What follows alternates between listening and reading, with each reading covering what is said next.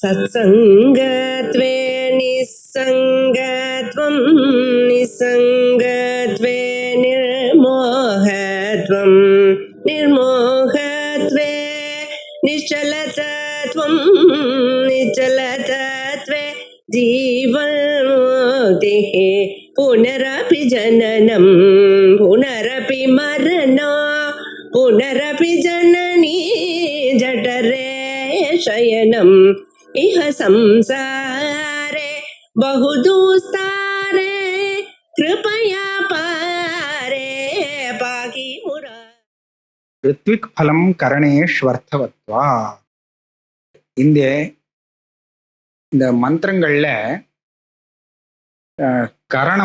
கரண மந்திரம், கிரியமானானுவாதி மந்திரம், அனுமந்திரண மந்திரம், இப்படி பல விதங்கள் இருக்கு. கரண மந்திரங்கிறதுக்கு என்ன அர்த்தம்னா, மந்திரத்தை சொல்லி எந்த காரியம் பண்றோமோ அந்த இடத்துல அந்த மந்திரத்தை கரண மந்திரம்னு பேர். காரியம் ஆரம்பிச்சதுலேருந்து இந்த மந்திரத்தை ஆரம்பிக்கிறதும் அந்த காரியத்தை ஆரம்பிச்சு செய்யறதும் இப்படி ரெண்டும் சமகாலமா வந்தா அப்ப கிரியமானானுவாதி மந்திரம்னு பேர். இந்த மந்திரத்துல பேதங்கள்லாம் இருக்கு. கரணேஷுனா கரண மந்திரங்கள். இப்ப கரண மந்திரங்கள்ல சில இடத்துல பலம் சொல்லப்பட்டிருக்கு. அங்க அஸ்மத் சப்தம் வருது. அதாவது இந்த அஸ்மத் சப்தத்துடைய ஏதாவது ஒரு ரூபம் வருது. ஒரு உதாரணத்துக்கு எடுத்துட்டோம்னா, மமாக்னே வர்ச்சோ விகவேஷ்வஸ்துன்னு ஒரு மந்திரம் வருது. இது யாரு சொல்லக்கூடிய மந்திரம்னு சொன்னா, அத்வரி சொல்ல வேண்டிய மந்திரம். இந்த மந்திரத்தை சொல்லி அவன் அக்னிங் கிருண்ணாதி பூர்வம் அக்னிங் கிருண்ணாத்தின்னு சொல்லிருக்கு. இந்த மந்திரத்தை சொல்லி எடுத்துக்கணும், அக்னி பரிகிரகம் பண்ணணும். ஆனா இந்த மந்திரத்துல மமா வர்ச்சா அஸ்துன்னு அத்வரி சொல்றான். இந்த வர்ச்சஸ்ங்கிற பலம் மமானா எனக்குன்னு தானே அர்த்தம். எனக்கு வரட்டும் அப்படின்னு சொல்ற மாதிரி தெரியறது. அப்ப எனக்குன்னா யாரு? அத்வரியுவா எஜமானனா விசாரம். இங்க பூர்வபக்ஷம் என்ன சொல்றான்னா, அத்வரியு தான் வாங்கிக்கணும்ட்டா. மமான அவன் தானே சொல்றான். மமாக்னே வர்ச்சோ விஹவேஷ்வஸ்து வயந்த்வேந்தானாக அப்படின்னு சொல்லும்போது, நான் தான் அவங்கள நிறைய இந்தானாக நன்னையா ஜொலிக்க விட்டு தனுவம் புஷயமா, எங்களுடைய தனுனா சரீரம், சரீரத்தை புஷ்டியாக வச்சுக்கணும், நீ புஷ்டியை கொடுன்னு கேட்கறதாக ஆச்சு. இதெல்லாம் தனக்கு தானே கேட்கிற மாதிரி ஆச்சு. இது சுவாமிக்கு கிடையாது, அதாவது எஜமானனுக்கு இல்லை, தனக்கு தான். ரித்விக் பலம், இந்த கரண மந்திரத்துல சொல்லப்பட்ட பலம் ரித்விக்க சேர்ந்தது. ஏன் அப்படிதான் தெரியறது? மமானு போட்டிருக்கிறதுனால அர்த்தவத்வாத். அவனுக்கும் இதெல்லாம் தேவையான விஷயம் தானே. அவனுக்கு வேண்டாம், எஜமானுக்கு தான் வேணும்னு சொல்ல முடியாது இல்லையா? அதனால இந்த பலங்கள்லாம் அவனுக்கும் அபேட்சிதமானது. அதனால அவனுக்கு வேண்டிய பலன்தான் இது. எஜமானன் சொல்லக்கூடிய மந்திரத்துல மமானு வந்தா அப்ப எஜமானனுக்கு அந்த பலம் போகும். அது சரி, அவன் தட்சணை வாங்கிட்டானேங்கிறதுக்காக இந்த மந்திரத்துல மமாங்கிறதுக்கு பதில் வேற இன்னொன்னு போட முடியுமா? எஜமானஸ்தேன்னு போட முடியாது இல்லையா? அதனால மமான் தான் சொல்லி ஆகணும். அப்படி சொல்லும் போது இந்த பலம் அவனுக்கு போகுமா போகாதா? மமாங்கிறதுக்கு அர்த்தம் என்ன? இது பூர்வபக்ஷ சூத்திரம். ரித்விக் பலம் கரணேஷு அர்த்தவத்வாத். சித்தாந்தம் சுவாமினோ வா ததர்த்தத்வாத். வானா ஏவ, அந்த கரண மந்திரத்துல சொன்ன பலம் கூட சுவாமிக்குத்தான். ஏன்? ரித்விக்கே சுவாமியர்த்தா. இவன் தனக்காக ஒரு வேலையும் செய்யலையான். இவன் வேலை செய்ய ஆரம்பிச்சிருக்கிறது அந்த எஜமானனுக்காகத்தானே. அவன் சொல்லி நான் பணம் கொடுக்குறேன்னு சொல்லித்தானே அவன் வந்திருக்கான். அதனால இந்த இடத்துல கரண மந்திரத்துல நிர்தேசம் பண்ணப்பட்ட பலன் கூட சுவாமியை சேர்ந்ததுதான், இவனுக்கு கிடையாது. ஏன்னா ததர்த்தத்வாத் ரித்விஜா, இந்த ரித்விக்காகட்டும் இவன் செய்யக்கூடிய கர்மாவாகட்டும் எல்லாமே சுவாமியர்த்தமாக இருக்கிறதுனால பலம் அவனை சேர்ந்தது. அப்ப மந்திரத்துக்கு எப்படி வியாக்கியானம் பண்ணலாம் அப்படின்னு சொன்னால், மமானா என்னுடைய எஜமானனுக்கு அப்படின்னு அர்த்தம் வச்சுக்கிடுவோம். மம வர்ச்சகாஸ்து, மமனா என்னுடைய எஜமானனுக்கு லட்சணம் வச்சுக்க வேண்டியது அப்படின்னு அர்த்தம் பண்றோம். இதுக்கு வேற ஏதாவது யுக்தி இருக்கா? நீங்க மமாங்கிறதுக்கு இப்படி அர்த்தம் சொல்றீங்களே, இந்த சித்தாந்தத்துக்கு யுக்தி இருக்கான்னு கேட்டா இன்னொரு கமக்கம் இருக்குன்னு சொல்றார். லிங்க தரிசனாச்ச. அங்க ஒரு வாக்கியம் இருக்கு, யாம்பை காஞ்சன ரித்விஜா ஆசிஷம் ஆசாசத்தே எஜமானஸ்தைவசா, எஜமானாயைவசான்னு கூட இருக்கு. அதாவது ரித்விக்குகள் எந்த ஒரு விஷயத்தை ஆசாசத்தேன்னு சொன்னா காமயந்தே ஆசைப்படுகிறார்களோ, அப்படின்னா ரித்விக்குகள் ஆசைப்படுகிறார்கள்னு அர்த்தம் இல்லை. ரித்விக்குகள் ஆசைப்படுவதாக எந்த இடத்துல மந்திரத்திலேயோ வாக்கியத்துல சொல்லப்படுறதோ அந்த இடத்துல அந்த பலமானது எஜமானஸ்தேவ. வாக்கியமே போட்டிருக்கு. எஜமானனுக்கு வரட்டும்ங்கிற ஆசை தான் அங்க பல விஷயத்துல ரித்துக்கு இருக்கான். ரித்துக்கு தனக்கு வரணுங்கிற ஆசை வெறும் தட்சிணா விஷயத்துலதான். பாக்கி எல்லா ஆசையும் இது நம்ம எஜமானனுக்கு வரணும் அப்படிங்கிற ஆசையத்தான் அந்த சப்தம் சொல்றது. ஆகையால இந்த லிங்கத்தை வச்சுட்டு சொல்லலாம். ரித்விஜா யாம் ஆசிஷம் யாங்காஞ்சன ஆசிஷம் ஆசாஸ்தே. ஆசின்னா ஆசீர்வாதம், ஒரு பலத்தை எதிர்பார்க்கிறதுன்னு அபேட்சிக்கிறதுன்னு இருக்கோ இல்லையோ, அந்த சொல்றது எல்லாம் எஜமானனை சேர்ந்ததுன்னு சொல்லியிருக்கு. இது ஒண்ணாச்சு. இதுக்கு ஒரு சில அம்சத்துல அபவாதம் கூட உண்டு. கரணமந்திரத்துல சொன்ன பலம் எஜமானனைத்தான் சேரும், ரித்விக்க சேராது அப்படின்னு சொன்னதுக்கு அபவாதம் உண்டு. அது அடுத்த அதிகரணம். கர்மார்த்தந்து பலம் தேஷாம் சுவாமினம் பிரதி அர்த்தவத்வா. இதுக்கு உதாரணம் என்னன்னு கேட்டா, இந்த அக்னா விஷ்ணு மாவாம் அவக்கிரமிஷம் விஜிஹாதாம் மாமா சந்தாப்தம் அப்படின்னு வருது. இது என்னன்னா, இப்ப இந்த இடத்துல மாமா சந்தாப்தம், அக்னா விஷ்ணு எனக்கு சந்தாபத்தை கொடுக்காதுங்கோ அப்படின்னு சொல்றாங்க. யாரு? அத்வரியோ.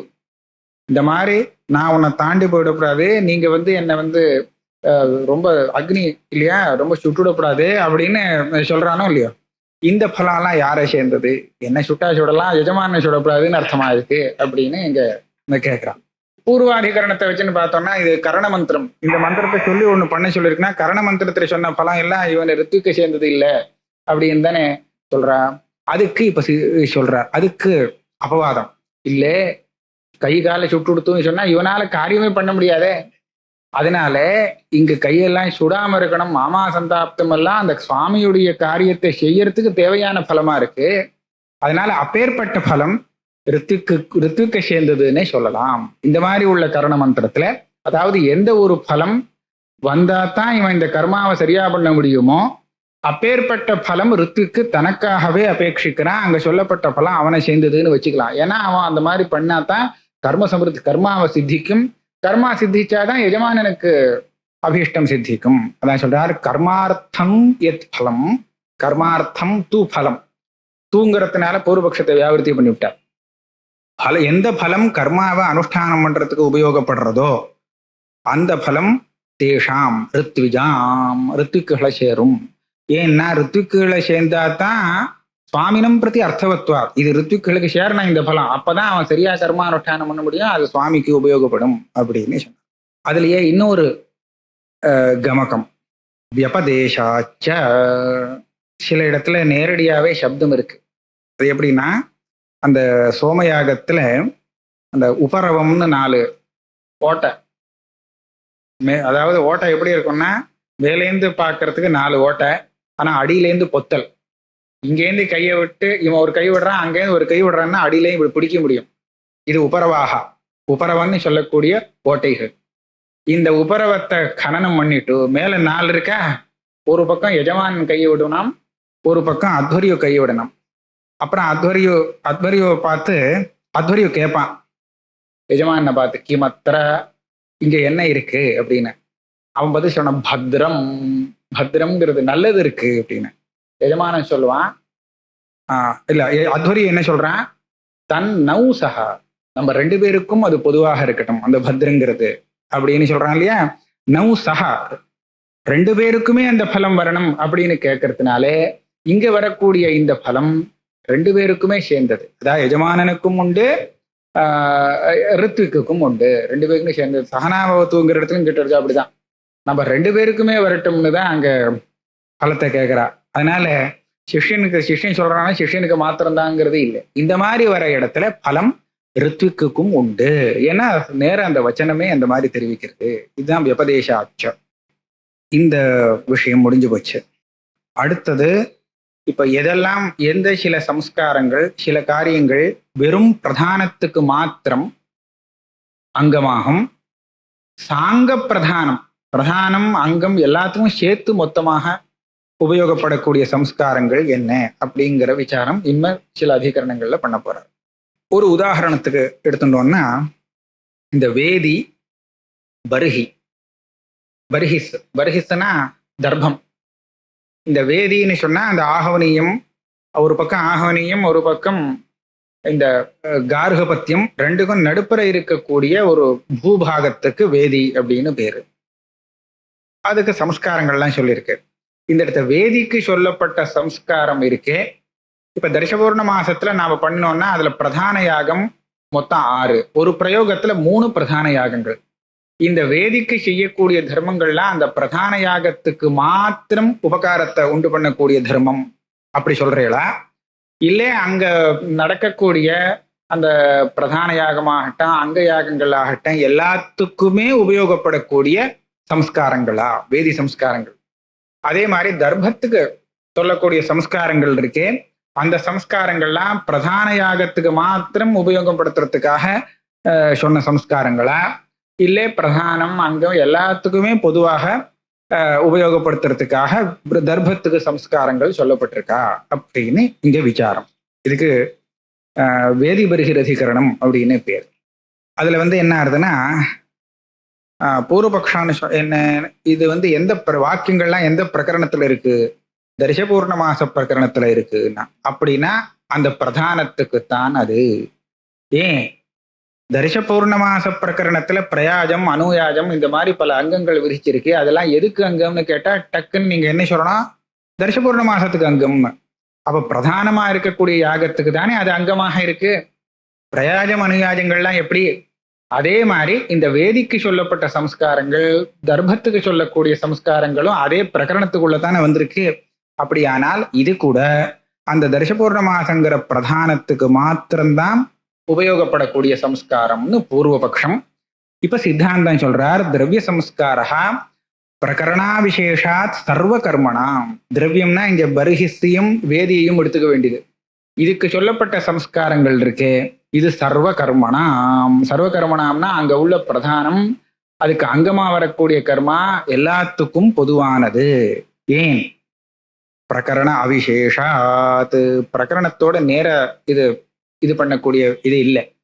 ஏன்னு கேட்டா இதெல்லாம் ஒரு திரவியத்தை சம்ஸ்காரம் பண்ணி கொடுத்து பிரதானத்துக்கு உபயோகப்படக்கூடியதாக இருக்கு. இப்ப வேதின்னு சொன்னோம்னா, வேதி எதுக்காக வேணும்னு கேட்டா அந்த யாகத்துக்கு வேண்டிய ஹவிஸ் எல்லாம் ஆசாதனம் பண்ணணும். எங்க வைக்கணும்னா வேத்யாம் ஹவிமுஷி ஆசாதேதி, அதுக்கெல்லாம் வேற வேற காரியம் சொல்லியிருக்கு. பர்ஹிஸ்ன்னு சொன்னோம்னா அந்த பர்ஹி அவஸ்திருநாதி, பர்ஹிஸ் குஷத்தை போட்டு அதெல்லாம் ஆஸ்தரணம் பண்ணணும். அப்படின்னா அதை விரிக்கணும், அந்த வேதியில குஷத்தை விரிக்கணும்னு சொல்லியிருக்கு. இதெல்லாம் சொல்லியிருக்கு. இது எதுக்கு உபயோகப்படுறதுன்னா அதுல வரக்கூடிய எல்லா ஹவிஸையும் அதுல ஸ்தாபனம் பண்ணி அதுக்கப்புறம் இதுல இருந்து எடுத்து ஹோமம் பண்ணணுங்கிறதுக்காக. அப்படி சொல்லும் போது திரவியத்துக்கு சமஸ்காரமாக இருந்துட்டு பிரதானம் அங்கம் எல்லா விதமான யாகத்துக்கும் உபயோகப்படக்கூடியதாக இருக்கிறதுனாலே இந்த இடத்துல பிரகரணங்கிறது வெறும் பிரதானத்துக்கு மாத்திரம் அங்கமாக எடுத்துக்க முடியாது, சொல்லாது. அதை விட்டுட்டு சர்வத்துக்கும் சர்வயாகத்துக்கும் அங்கமாக இதை வச்சுக்கணும் இந்த சம்ஸ்காரங்களே. ஆக சாங்க பிரதானத்துக்கு அங்கம், அந்த பிரதானத்துக்கும் தேவைப்படுறது, அதுக்கு எது அங்கங்களும் அதுக்கும் தேவைப்படுறது. இந்த தேசாதி ஸ்தலத்துல அப்படிதான் சொல்லி ஆகணும். இல்லாட்டா என்ன ஆயிடும், இதாகவனியே ஜுகோதி, ஆகவனியத்துல ஹோமம் பண்ணு சொல்லியிருக்கு, பிரதானத்துக்கு தான் அப்படின்னு சொல்லிட்டா பிரதான ஆகுதி எல்லாம் ஆகவனியத்துல, அதுக்கு முன்னாடி அங்க ஆகுதி எல்லாம் எங்கேன்னு கேட்டா வேற எங்கேயோ போனோம். இல்ல ஆகவனியத்துல பண்ணக்கூடாது, ஆகவனியம் உங்களுக்கு பிரதானத்துக்கு மாத்திரம்தான் அப்படின்னு ஆயிடும் இல்லையா. அதனால தேசம் இதே மாதிரி தேசத்துல சொன்னா பிரதானத்துக்காக இந்த வேதி வந்திருக்கு, அங்கங்கள்லாம் வேற எங்கேயாவது போய் அனுஷ்டானம் பண்ணிட்டு வாங்கன்னு சொல்ற மாதிரி ஆயிடும். அதனால இந்த தேசம் இந்த மாதிரி சில பதார்த்தங்கள்லாம் வெறும் பிரதானத்துக்கு மாத்திரம் இல்லை, சாங்க பிரதானத்துக்கு அங்கமாக சொல்லப்படுறது. இதுதான் வேதி பருகிற நியாயம்னு பேரு. இதாயிடுத்து. இதுக்கு அடுத்தது இன்னொன்னு, இந்த அதிகரணத்துல என்ன விசாரம் பண்றாருன்னா, பிரகிருத்தியில இந்த பர்ஹிஸுக்கு சம்ஸ்காரங்கள்லாம் சொல்லியிருக்கு. இந்த குஷத்தை வெறும வச்சுட்டா அது உபயோகம் இல்லை, அதை மந்திர புரஸ்தரமாக அதை அறுத்துண்டு வரணும்னு சொல்லியிருக்கு. பிரயோகம் ஆரம்பிச்சதுக்கு அப்புறம் இவன் போய் இந்த குஷத்தை லவனம் பண்ணி கொண்டு வரணும், கொண்டு அதைத்தான் அங்க உபயோகப்படுத்தணும்னு சொல்லியிருக்கு. இது பிரகிருத்தியில உள்ள ஸ்திதி. இப்ப விகிருத்தி என்னன்னா பசுயாகம், அது ஜோதிஷ்டோமத்துல வரக்கூடிய அக்னிசோமிய பசுயாகம், சோமயாகத்துக்குள்ள நடுப்புற வரக்கூடிய பசுயாகம். இந்த பசுயாகத்துல ஒரு பர்ஹிஸுக்கு ஒரு காரியம் சொல்லியிருக்கு. என்னன்னா, பர்ஹிஷா யூபாவட்டம் அவஸ்திருணாதி. யூபம்ங்கிறது ஒண்ணு இருக்கு இல்லையா, பசுவை கட்டுறதுக்கு. அந்த யூபத்தை ஒரு இடத்துல நடனம் நட்டு அதுல அப்புறம் கட்டணும். அது நடனம்னு சொன்னாக்க அந்த இடத்துல ஒரு குழி தோண்டணும். குழி தோண்டி அதுல இந்த யூபத்தை வைக்கிறதுக்கு முன்னாடி அந்த குழியில பர்ஹிஷா அவஸ்திருணாதி, இந்த குஷத்தை போட்டு அது மேல அந்த யூபத்தை வைக்கணும்னு சொல்றது. அவஸ்தரணம்னா அந்த குஷத்தை போட்டு மறைக்கணுமா. அந்த குழியில நேரடியா அப்படியே அந்த யூபத்தை வைக்காம அது மேல குஷத்தை போட்டுட்டு பர்ஹிஸை போட்டு அது மேல வைக்கணும்னு சொல்றது. அப்ப பர்ஹிஸுக்கு இங்க ஒரு வேலை வந்தது இல்லையா. அடுத்த இப்போ எனக்கு என்ன இப்ப சந்தேகம்னு சொன்னா, இந்த யூபாவட்டாஸ்தரணத்துக்காக எந்த பர்ஹிஸ் நாம எடுத்துக்க போறோமோ இந்த பர்ஹிஸுக்கு அந்த பிரகிருதியில சொன்ன அந்த சகல சம்ஸ்காரத்தோட கொண்டு வரணுமா, இல்ல லௌகிகமான பர்ஹிஸ் யாரோ கொண்டு வந்ததை கூட எடுத்துக்கலாமா, இது விசாரம். அந்த மந்திர புரஸ்தரமா அங்க போய் கத்தி எடுக்கிறதுக்கே மந்திரம்.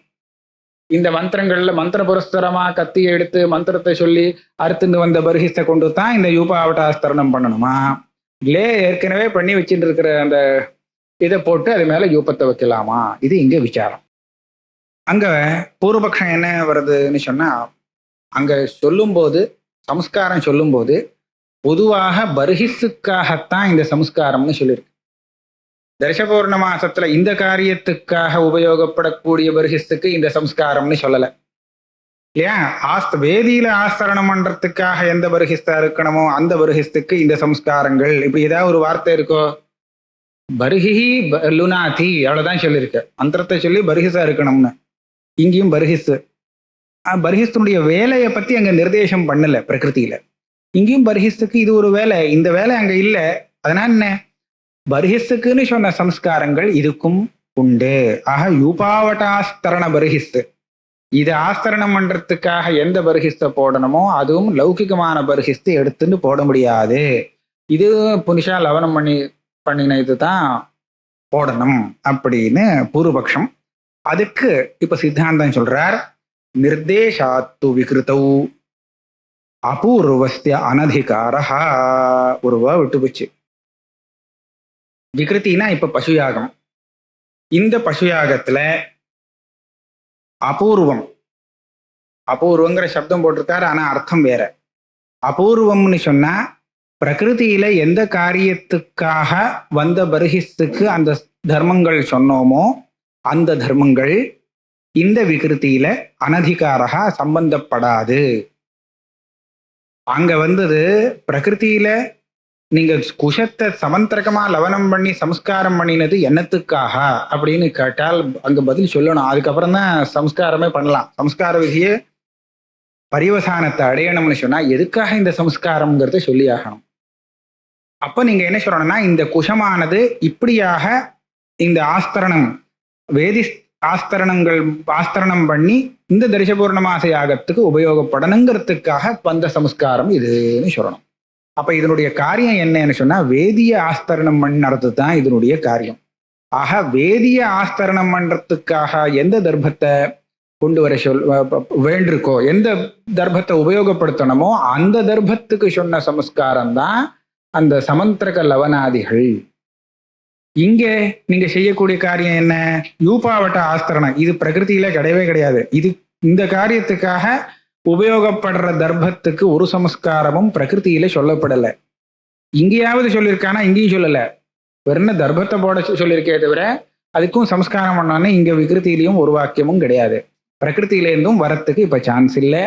அதனால இந்த இடத்துல பர்ஹிஸ்துன்னு சொல்லி நீங்க லௌகிகமான எந்த பர்ஹிஸ்தையும் எடுத்துக்கலாம். யாரோ எடுத்துக்கொண்டு வச்ச இதை கூட எடுத்துக்கலாம். இதுக்காக போய் லவனம் பண்ணி கொண்டு வர வேண்டிய அவசியம் கிடையாது.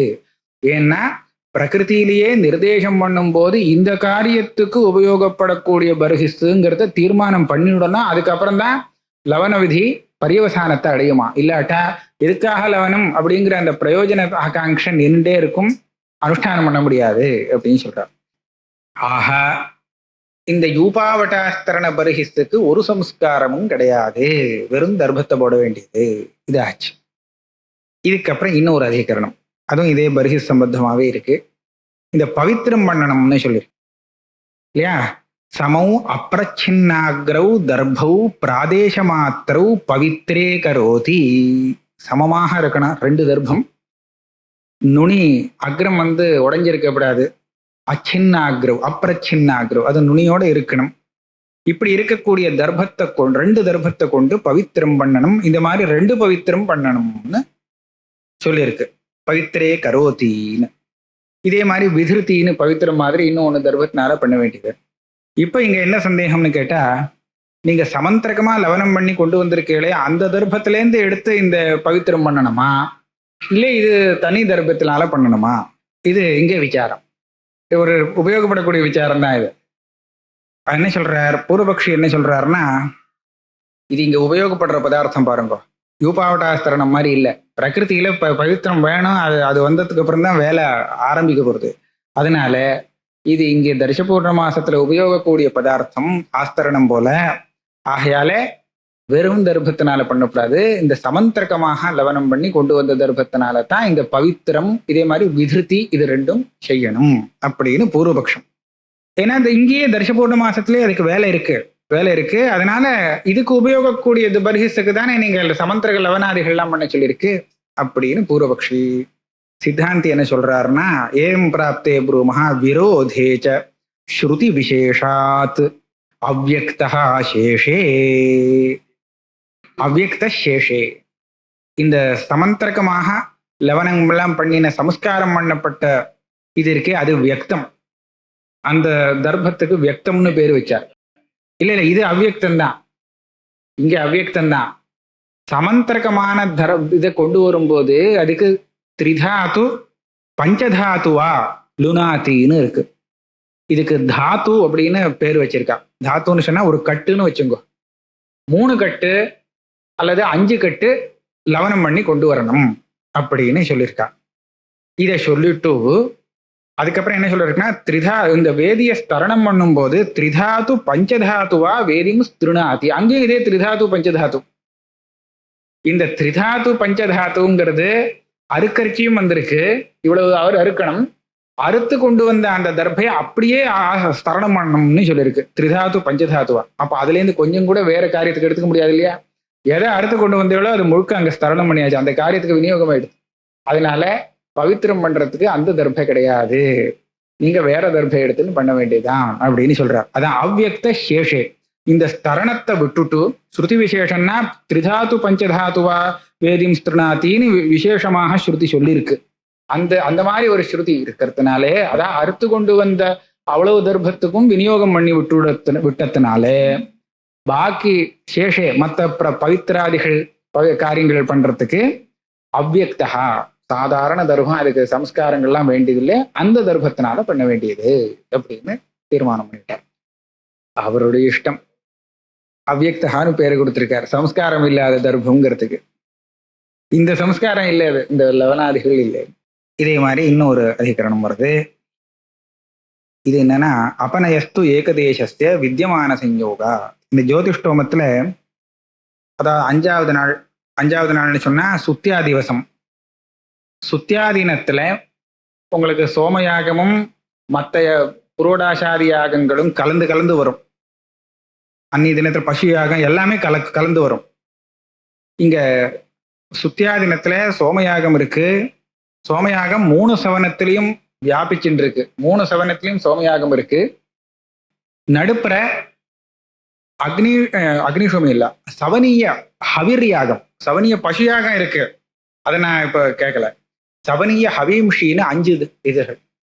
அதாவது அதுல ஒரு புரோடாசம், தானாகா, கரம்பகா, பயஸ்யானா ஆமிக்ஷா, அப்புறம் பரிவாபகனா பொறி, இத்தனை இது உள்ள திரவியங்கள் உள்ள 5 யாகங்கள் சொல்லப்பட்டிருக்கு. இதெல்லாம் சவனீய ஹவிர் யாகம்னு இதுக்கு பேரு சொல்லியிருக்கான். இதெல்லாம் இருக்கா.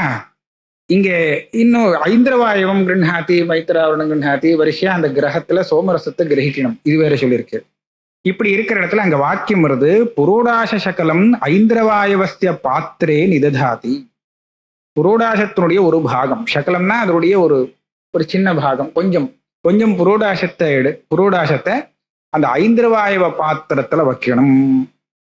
அதுல ரசத்தை கிரகிக்கணும். தானா ஆஸ்வின பாத்திரே, ஆஸ்வினம் கிருஹாத்தின்னு ஆஸ்வின கிரகம் இருக்கு, அதுல வந்து தானா போடணும். தானான்னு சொன்னா பர்ஜனம் பண்ணப்பட்ட எவைகள். லாஜாகான்னு சொன்னா பொறி, தானா வேற லாஜா வேற. லாஜான்னு சொன்னா நெல் பொறி, தானாகா சொன்னோம்னா எவத்தை வந்து பர்ஜனம் பண்ணி, அதுக்கு தானான்னு பேரு. அந்த தானாவை அதுல போடணும். பயஸ்தியாம் மைத்ராவருண பாத்திரே, மைத்ராவருண கிரகம் ஒண்ணு இருக்கு, அதுல வந்து பயஸ்தியானா அந்த ஆமிக்ஷா, அந்த ஆமிக்ஷாவுடைய இதை அதுல போடணும். இப்படி சொல்லியிருக்கு.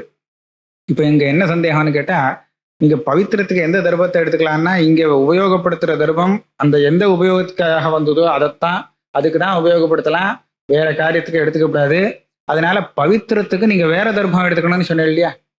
அத போல இந்த மைத்ராவரணத்துக்கு புரோடாசத்தை போட, மைத்ராவரணம் ஐந்திரவாயவ கிரகத்துல புரோடாசத்தை போடணும்னு சொல்லும் போது இதுக்குன்னு தனியா ஒரு புரோடாசத்தை எடுத்துட்டு வந்து போடணுமா, இல்ல இந்த சவனிய ஹவிர் யாகத்துல புரோடாசம் மிச்சம் இருக்கு, பாக்கி இருக்கு, அதுல இருந்து ஒரு துண்டை எடுத்து போட்டுடலாமா, இது விசாரம். பூர்வபக்ஷி என்ன சொல்லுவான், அதுல இருந்து எடுக்க முடியாது. ஏன்னா சவனிய ஹவிர் யாகம்னா அது அந்த யாகத்துக்காகவே ஏற்பட்ட புரோடாசம். அதனால அதுல இருந்து எடுத்து இதுல போடுறதுங்கிறது அதுக்கு தனி விநியோகம் பண்ணி இருக்கிறதுனால இந்த இதுக்கு அதை உபயோகப்படுத்த முடியாதுன்னு பூர்வபக்ஷம். இதே மாதிரி தானாக ஆஸ்வின பாத்திரங்கிற இடத்துலையும் அந்த சவனிய ஹவிஸ்ல எந்த ஒரு தானா இருக்கோ அதைத்தான் எடுத்துக்கணும். இப்ப சித்தாந்தப்படி அதனுடைய சகலத்தை தான் இங்க போடணும், அதனுடைய பாக்கி உள்ள இது தானாதான் இதுல அதனுடைய ஆமிக்ஷா ஒரு பாகம் தான் இந்த மைத்ராவரண பாத்திரத்துல போடணுங்கிற சித்தாந்தம். ஆனா அப்படி எடுத்துக்க முடியாது, அது இன்னொன்னுக்காக சொல்லப்பட்ட திரவியம் அப்படின்னு பூர்வபக்ஷம் வருது. இங்க சித்தாந்தம் சொல்றார், அபனயஸ்து ஏகதேசஸ்ய வித்தியமான சம்யோகாத். இங்க என்ன சொல்றாருன்னா ஏகதேசஸ்ய அபனயா. இங்க பார்த்தேன்னா புரோடாச சகலம் நிததாதி அப்படின்னு இருக்கு. சகலம்னா அதனுடைய ஒரு சின்ன பாகம். ஏகதேசம், ஏகதேசம்னா ஒரு பாகம்ங்கிற அர்த்தத்துக்கு ஏகதேசம்னு பேர். அந்த ஏகதேசத்தை இங்க போட சொல்லிருக்கு. அதுல இன்னொரு விஷயம் என்னன்னா, அங்க த்விதிய இருக்கு. த்விதியால இது எதுக்கு த்விதிய எந்த எதுக்கு வருதோ அது சம்ஸ்காரியம், அதுக்கு சம்ஸ்காரம். இது புரோடாச சகலத்துக்கு இந்த பாத்திரத்துல வைக்கிறதுங்கிறது சம்ஸ்காரம். இது பாத்திரத்துக்கு சம்ஸ்காரம் இல்லை, ஐந்திரவாயுவ பாத்திரத்துக்கு இது ஒரு சம்ஸ்காரம் இல்லை. புரோடாச சகலத்தை கொண்டு அதுல போடுறது, இது போடுறதுனால அந்த புரோடாச சகலத்துக்கு சம்ஸ்காரம். அது எப்படி தெரியுதுன்னா புரோடாச சகலம் நிததாத்தின்னு அந்த த்விதிய போட்டிருக்கிறதுனால தெரியுது. இப்ப சம்ஸ்காரம் பண்றதா இருந்தால் அது உபயோகப்படக்கூடிய ஒரு இதுவா தான் இருக்கணும். ஒரு நியாயம் என்னன்னா, பூதபாவி உபயோகம் ஹி திரவியம் சம்ஸ்காரம் அருகதி.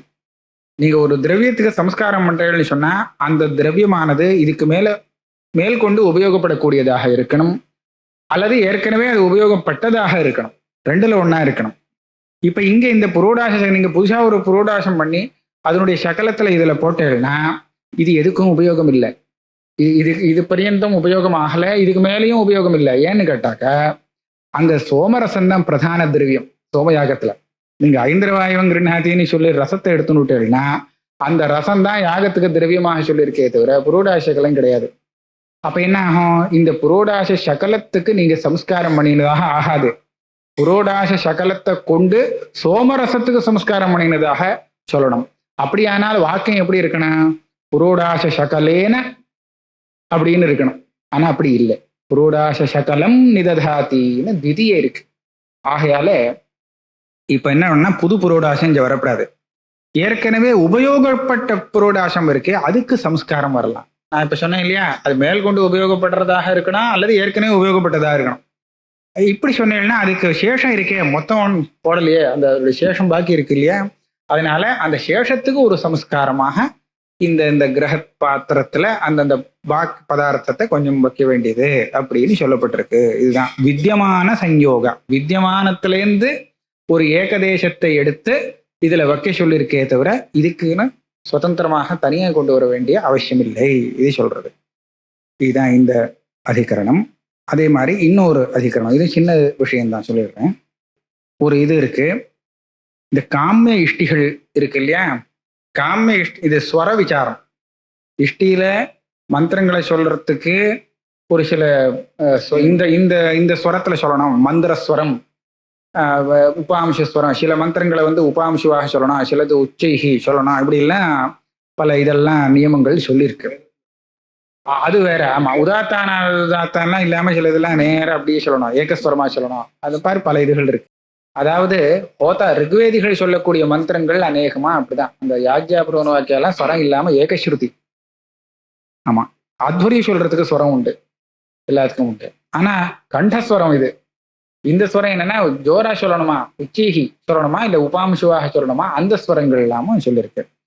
அதுல ஒரு வாக்கியம் வருது, யஜ்ஞாதர்வணம் வை காமியாக இஷ்டயா தாகா உபாம்சு கர்த்தவ்யாக. காமிய இஷ்டிகள்லாம் இருக்கோ இல்லையோ, அதெல்லாம் உபாம்சுவாக பண்ணணும் அப்படின்னு ஒரு வாக்கியம் வருது. என்ன விசாரம்னா, இப்ப உபாம்சு இஷ்டவியாகனா காமிய இஷ்டியில பிரதானம் ஒரே ஒரு யாகம் இருக்கும், பாக்கியெல்லாம் அங்க யாகங்கள்லாம் இருக்கும்.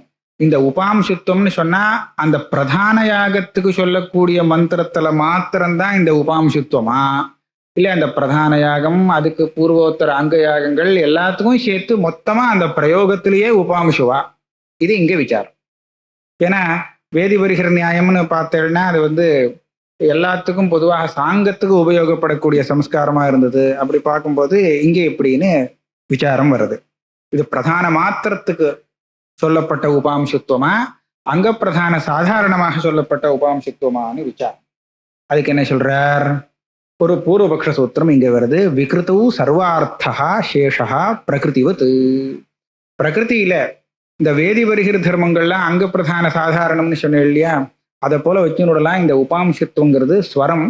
இது வந்து அந்த பிரயோகத்துக்கே மொத்தமா சொல்லப்பட்ட ஸ்வரம் தான் இந்த விகிருதியில. விகிருத்தினா காமிய விகிருதியில சர்வ அர்த்தா அங்க பிரதானம் எல்லாத்துக்கும் பொதுவாக சொல்லப்பட்ட ஒரு ஸ்வரம்னு வச்சுக்கணும். அப்புறம் சித்தாந்தம் என்ன சொல்றாருன்னா, முக்கியார்த்தோவா அங்கஸ்ய அச்சோதிதத்வாத். வாக்கியத்துல காமியாக இஷ்டயகாங்கிற பதம் இருக்கு. அது பிரதான யாகத்தை மாத்திரம் குறிக்கக்கூடிய பதம். தாகா உபாம்சு கர்த்தவியாகங்கிறதுல அந்த தச்சப்தத்தினால அந்த பிரதான யாகங்களை மாத்திரம்தான் பராமரிச்சுக்கணும். அப்படியானால் இந்த உபாம்சுத்துவத்தை விதிக்கக்கூடிய வாக்கியத்திலேயே பிரதான மாத்திரத்துக்காக விதிக்கப்பட்டதுன்னு சொல்லிடுத்து. அதனுடைய அங்கங்களுக்கு இல்லை. இங்க பிரதான யாகத்துக்கு மாத்திரம் இந்த யாகத்திலேயே சில மந்திரங்களை சொல்லும் போது அந்த தூஷ்ணி, அதாவது உபாம்சுவா சொல்லிட்டு வருவா. இந்த சுவாகாக்னம் சுவாகாசம் எல்லாத்தையும் சொல்லிட்டே இருப்பார். அந்த பிரஜாபதி தேவதை வரும்போது அப்படியே தூஷ்ணிமை சொல்லிட்டு மேலகொழி சொல்லிட்டு போவார். அந்த மாதிரி இந்த காமிய இஷ்டியில இந்த பிரதானத்துக்கு மாத்திரம்தான் சொல்லியிருக்கே தவிர எல்லாத்துக்கும் சொல்லல, அங்கத்துக்கு சொல்லல. அதனால இந்த ஸ்வரம் பிரதானத்துக்கு மாத்திரம். அங்கங்களுக்கு பிரகிருதியில எப்படி சொல்லப்பட்டதோ பிரகிருதிவத் விகிருதி கர்த்தவியாங்கிற நியாயத்தினால அங்க சொன்ன மாதிரி பண்ண வேண்டியது. பாக்கி எல்லாம் அதே மாதிரி பிரகிருதி வத்து. இந்த பிரதான யாகத்துக்கு சொல்லும் போது மாத்திரம் இது உபாம்சு அப்படி வச்சுக்கணும். இதுல ஒரு இடத்துல இவர் என்ன சொல்றாருன்னா, இந்த இடத்துல இந்த சூத்திரத்துக்கு விஷய வாக்கியமே புரியல, விற்த்திக்காரரை சொன்னதுனால இந்த விஷய வாக்கியம் தெரியறதுன்னு சாபர பாஷ்யம். அப்படின்னா அவர் என்ன நினைக்கிறாருன்னா, அந்த சூத்திரமே ஏதோ ஒரு விதத்துல ரொம்ப அதை யோசிச்சு பார்க்கணும், அந்த விஷய வாக்கியத்தை காமிச்சு கொடுத்துடுறது. அதனால இவர் விஷய வாக்கியத்தை எழுதிடுறார். ஒரு சில சூத்திரத்துல விஷய வாக்கியம் தெரியலேன்னு சொன்னா விற்த்திக்காரரை சொன்னதை எடுத்துக்கிறேன் அப்படின்னு சொல்லி போட்டார். அதனால என்ன ஆகுதுன்னா, விஷய வாக்கியங்கள் ஏற்கனவே கூட சித்தமாக இருக்கு. அதாவது அனுமந்திரண மந்திரங்கள்லாம் அப்படி இந்த எஜமானம் தான் சொல்லி ஆகணும். ஹோமம் அது அப்படி கூட சில ஹோமங்கள் இருக்கு. இவன் தான் பண்ணம்பா, அந்த மாதிரி கூட ஆகுதிகள் சிலது இருக்கு.